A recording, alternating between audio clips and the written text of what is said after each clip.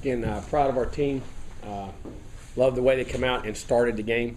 Played really well defensively, offensively, very efficient, taking the first 2 drives down, played really well, got ahead. And that was one of our challenges, get ahead, stay ahead, and keep playing from ahead, learning how to do that, and keep taking steps and learning to do that process. And very proud of our team. I thought they played very hard. Thought they played with good consistency. Again, that is Boston College is a very physical football team. Especially defensively, they force a lot of fronts, a lot of blitzes, a lot of challenge you in a lot of different ways and try to make you play over the top of them, which we were able to do tonight. Auden, some of the guys in the verticals and the passing game down the field was able to make plays. And, usually, and it's hard running the football on them. They give you some ugly negative runs because they put so many guys in the box and blitz and twist and do things. But Dalvin's still able to get over 100 yards. The quarterback runs really helped us in the numbers and the angles when we had to use those and what we did. But getting better as a football team, we always want to get better in November and keep progressing. I think we are. Defensively, we were outstanding. I thought they were lights out, getting off the field on 3rd down, playing the run, keeping great contained because they do a great job of getting edge sweeps and those speed sweeps. We were really playing those really well. And then special teams did a nice job and we punted the ball much better tonight too. And very proud of Logan. He had a good night, hit a big field goal, and see some of his leg and the things he's doing. So very proud of our team. Again, a lot of work to do. Got to get ready to play a very good Syracuse team next week up there in the Dome. That's a tough place to play, so we'll get ready to go. Questions? Defensively, you talked about it until the second team came in. I believe you guys were you held them to 0 of 11 on 3rd down. What do you think it was about your defense that allowed you to have so much success to where their big play, I think, was that big run early in the first quarter? Well, I think we kept great leverage on the ball. We played well on 1st down to get them 2nd long, 3rd and long. And then we played from ahead, and then we covered well. I mean, we were able to cover and kept great leverage, and those young guys are learning how to play. We kept pressured the quarterback, and we had to pressure him. And they give different looks, and Charles and those guys did a really nice job.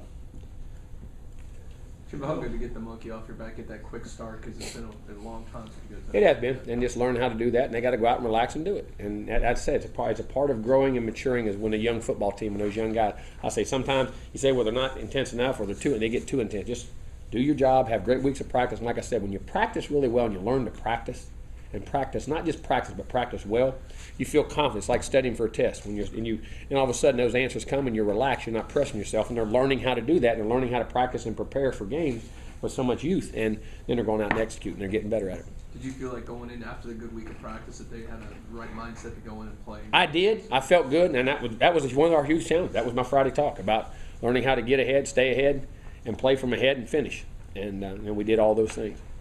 Jimbo, I asked you after his game against South Florida last year, we had 266, and Dalvin was the best running back you've ever coached, and you said it was too early. Is it time listen, I wouldn't trade him for anybody. I know that. I don't ever say the best I've ever coached, because I'm gonna tell you something, guys. I've been fortunate in my lifetime to play and be a part of some phenomenal players, and I don't ever like to compare. It's like comparing your children. You don't ever say which child do you love the most. You know what I'm saying? But talent-wise, Dalvin is a special cat now. I mean, he is, and to be selfless as he is, and he's as good as I'll put it this: he's in that top group of guys that just, when you talk about performance, you talk about leadership, you talk about teammate, you talk about selfless, you talk about all the things that you really include to be and affect your teammates in a positive way. He's just a phenomenal guy, buddy. Did you know how close he was to the record tonight? Yeah.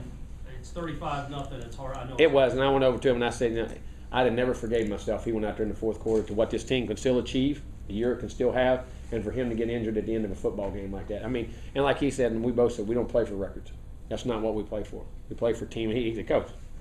We won the game. That's what I'm here for. We play well as a team. And again, another sign of why he's Dalvin. Jimbo, what do you see this team still being able to achieve? A lot.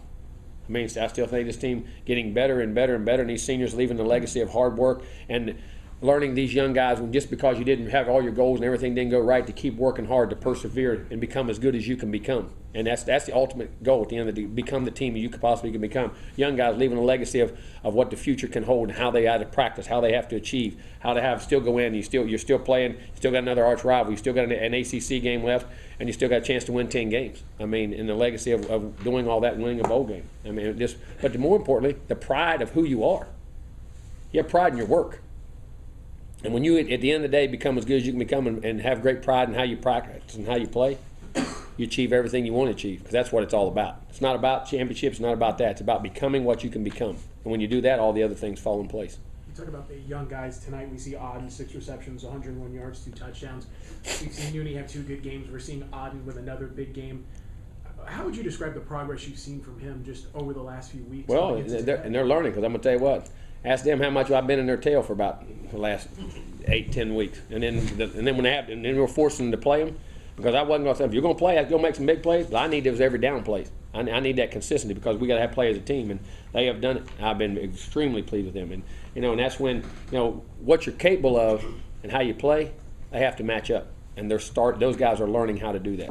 Well, do you think these two games have kind of shown that Auden, at least for himself, can be more than just that guy who's in jump ball situations in red zone, that he can be in every. He's learning how to do it, and there's still some times on that. He got bumped around tonight and learning to play with his size, and he's got to always learn to bend. He's got to learn to bend like a little guy and then use his size when he has to, and you got to keep that great flexibility in his hips. And he's learning to do that, and he's learning to run more routes. We're adding more to his plate and understanding situations, leverages, all those types of things. He's growing. Jim, I know the circumstances weren't ideal, but Sean getting to play on senior day. Oh, I was extremely happy to come in and hit a big go route and then come down and throw 2 touchdowns like he did. And I mean, again, I told you, his parents ought to be the proudest parents in the world. And that guy right there is salt of the earth. And whatever you ask him to do, again, another great teammate, another great senior. What he's achieved, the big games he's played, the city, whatever. Yes, sir, I'll do it. And goes in and performs every time he goes in with a lot of heart and a lot of toughness. I mean, just very proud and happy for him. Jim, what is status on the Auburn's injury? He's fine. He just took a shot on the shoulder, and it was bruised up right there and got a little sore guy. Took him pretty good, and then Sean was in. I said, we're up. There ain't no sense to go back. He'll have a bruise. I mean, it didn't dislocate or anything like this, a bruise, and we'll heal him up and be ready to go. Jimbo, tonight only 50 yards passing for Boston College. I believe it was about 25 before that garbage time drive. But what was really effective about the pass defense? I think kept great leverage on the football. I mean, we pressured the quarterback. I don't know how many sacks we get on tonight. 3 sacks. 3 sacks and got a lot of pressures. And 1 first down. I mean, and then 1 first down. And we covered very tightly. Played great leverage on the football. Got up in guys, and those young guys, those DBs are just learning to play their techniques so much better. Who individually has really grown the last few weeks? All of them. I mean, all of them in general have. They all have. And I know that sounds like a cliche or a coach talk. It's not. I mean, they all have grown because they're learning how to prepare and practice. And not what they're learning to do is the ability God gave them is the last thing they use. They're learning how to get lined up, play great leverage, understand the down and distance, understand how to prepare, where to play, where their help is, and then all of a sudden, then that athletic ability comes. That's the last thing you want to use. They're learning to play the game mentally and psychologically the way you want to play it. Jimbo, early on, the pass protection seemed to be really good. They had a couple of breakdowns. We did, and that one in they got now, 7. That's why I got them deer hips now. He can drop them hips and come around that corner, and big guy had a groin injury. 71 got a groin injury right there, and it was bothering him. He wouldn't, didn't come out, and he couldn't get that hip open. It was bothering him, and they got some pressure. We got that drive right before half. I was disappointed we couldn't get something there, but that guy was a good passer. So we went back we changed the protection. Went back, chipped him a little bit, banged him around, and and helped that tackle. And you got to be able to do that when you get great pass rushers. But when you guys did protect it well, you were able to take a lot of shots downfield. We were, because I said they make you play, and it's not ugly, but what I mean is that it's feast or famine. I mean, they get up on your grill. They're big. Their DBs are long too now. So I mean, they can get long, and so they can get their hands on things. They play great leverage. They play physical, and they try to make you play over the top of them. Then we got over the top. Then when they got over the top, we did a great job with our back shoulder throws on the fades. We're learning how to do that. And then the crossing routes, we got open a couple times, and then some boots and things. But they made us play that way, and our young receivers playing physical back. In other words, giving us the space to back shoulder. Travis Rudolph. I know you talk about Auden. Travis Rudolph played a heck of a football game. That one play he made and scored now. That was outstanding. But he caught 2 big-time back shoulder fades, too, that we stuck, and they guys were playing over the top. But he squeezed and gave us room so we could back shoulder and fade to the sideline. And just their overall, and it doesn't seem like a lot, how far those guys have grown in the last 3 to 4 to 5 weeks and learning how to create, I say, those inches. Give me a yard or 2 more. Now it's a completion instead of out of bounds. I mean, they're learning the details of really how you have to play. You talk about those details, and we talked about them a lot this year and last year. When you kind of sense that a guy gets it, what's that aha moment when you go, okay, damn, they picked up on something, or is it a game? Like right situation? there. Well, you got to go take it to the field. You can play it in practice all day and you see it, but then you have to take it from the practice field to the game field, and that's what these young guys are eventually learning to do. And it's getting better and better. Jimbo, how refreshing was it to coach in a game like that, where you got to play, you got a big lead, not only that, but then you got. Felt weird. I'm sure. I'm sure. You used to do that a lot. No, it was, but it was encouraging. But you know something? When you coach, as crazy as that sounds, it's not a lot different. I mean, you're still, to me, it's 0-0 every time you get the ball. But for the development of those. Oh, well, and learning how to do that, and learning how to keep the foot on the pedal, you know what I'm saying, and learn to play every play and do that. And again, that's part of their growing process, and that's what I'm hoping to get out of this November and keep going right into the off season. Were you glad to get Logan a chance to kick one and obviously see him come through? Yeah, you did. I mean, you got that long field goal. You said when I told you when we get outside about 51, 52 yards, he'll come in and he can hit it, and he got a lot more in that leg too now. But and I tell you what, I was really happy he punted much better tonight. His consistency, his punts, his hang time, getting them off, and you know, he's a very talented young man. We saw before the game, the main Twitter account tweeted that Nate Andrews, it looks like he might be coming back for next year. What can you say on that situation? Well, I don't know that. I mean, he falls into the category that qualifies for it. Now, the NCAA has to grant it, and I'm sure, I wouldn't know why they wouldn't for what goes on. So if that happens, then that's what we'll do. You have a pretty low on He penalties. missed me. He couldn't leave me. Pretty low on penalties. You had 3 for 18 yards, I think, before that last late one. Does that go back again, your mentality you said they had going into this game? Well, they're learning how to practice. And when you get penalties when you get in bad positions. You get penalties when you're nervous, when you jump, and you don't feel you're prepared or you're not confident. And you know, even though, and you could be confident, but you got to relax and do it. You know what I mean? It's all part of maturing. And you know, it's like you get fouls in basketball. When you don't move your feet, you reach. Same thing in football. You grab, you move. You know what I mean? You don't get hat placement. You don't play with pad level. You don't bend your knees. You get lazy. You know, those types of things. And we're learning how not to do that more and more. And like I said, there was no magical formula. There's no magic dust I put on them. Some magic voice, some magic yelling, and just grinding them. But I mean, you just got to make them do it, and they got to understand how to grind. I say it all the time. If you don't like to grind, it's hard to be a good football player. There's no easy way to be a good football player. It doesn't exist. I don't care how talented you are. Jimbo, DeAndre was 9 for 11 in the first quarter with the 2 touchdowns. What was happening for him to get in a rhythm like that? Those guys got open. We give them protection. I joke. I mean, it is that simple. I mean, they got open. He made some real nice back shoulder throws. The one to Nooney in the corner. Nooney actually went a little bit quick on him, but he can quicken his hands up, and he's learning, and he's just processing the game more and more, seeing it and understanding situations, seeing leverages. I'd say as a quarterback and a receiver, what you don't realize is you got to understand leverage. Where a guy's front shoulder, back shoulder, you know, low hip, high hip, you know, wherever those are in the ball placements, and he's just getting more accurate and his feet getting better and better. It seemed like some of those plays were in shotgun formation. You guys trying to create Well, some we were trying to get off the ball because they knew what they did and trying to run from there and still be able to include the I formation with the pistol and some of the things we did.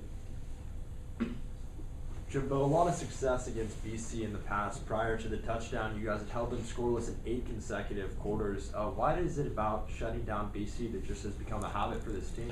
We know because we know this. They're going to play great defense on their side. Fortunately, we scored tonight, and we better be able to do it against them. And for some reason, we match up well. We seem to match up well. I don't know what it is, and I'm glad. Managing their emotions, or the team's emotions, is going to be key to winning out, which is going to be fun to watch, and fun to watch you coach. How do you prepare this young team that's been beat up a little bit, the defense especially, for the speed of the offense in Syracuse? Well, I mean, I think we see, as crazy as this sounds, you see more no-huddle teams now than you see huddle teams. And we practice against it every day. But, again, the way they do it and their style's a little bit different. I mean, they got splits wide. They got 4 or 5 receivers all the time. The quarterback, Dungy, I mean, he is. I'm going to tell you what, that guy's a playmaker. He's an athletic guy that can run around, and it's going to be a huge challenge. But we're going to have to, again, keep great leverage. We've got to have great conditioning. We're going to have more guys, and hopefully the maturity, and we'll get an extra day to prepare, and hopefully we'll lock in. Obviously, you're happy with the way they handled the short week. Oh, yeah, very, very happy. Now, myself trying to manage making sure we get enough work and toughness and get better at the same time, trying to stay fresh. And our guys locked in and handled it really well. And you know what's crazy about, you don't think about playing Thursday and Friday games. When you're in a hotel, your temperament, because, Saturdays you turn on, there's ball games, your mind gets set to play. You look at those things. Now we got soap operas and Law and Order and all that stuff, man. I mean, it's a different mentality now. I mean, I had to turn the film. I had to watch some film and do some things. I mean, you catch yourself daydream. I mean, but all that's craziness, but it's all part of your maturing process. We don't handle it. Jimbo, in the Miami game, the Clemson game, DeAndre was able to come back in after needing some attention, medical attention. He could have came back in. There wasn't no sense to it. Sean was playing well, and we're very content with Sean in the game. One more. We good? Good. Thank you. Thank you, Coach. Out there watching General Hospital in the hotel. Like our videos? Then you'll love being a premium member of Warchant.com with exclusive access to breaking news, insight, and analysis from the best on the beat. Enter the promo code WARCHANT30 on our sign-up page, and get exclusive premium access for free for the next 30 days. Warchant.com, your ultimate Seminole sports source.